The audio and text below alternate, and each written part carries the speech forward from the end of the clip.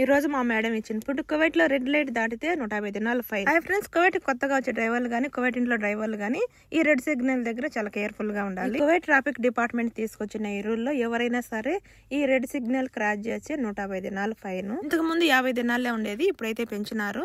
మన కువైట్ వాళ్ళు మంచి వాళ్ళు అయితే వాళ్ళే కట్టుకుంటారు, లేకపోతే మన జీతాలు కట్ చేస్తారనమాట.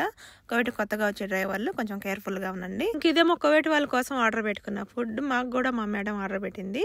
అంటే వాళ్ళు తెచ్చుకున్న ప్రతిసారి అయితే ఇవ్వరనమాట, అప్పుడప్పుడు ఆర్డర్ పెట్టినప్పుడు మాకు కూడా ఇచ్చేది. కొన్ని నెలలు అయితే ఇవ్వరు, వాళ్ళు తిన్న తర్వాత మిగిలితే తినాలి, లేకపోతే లేదు.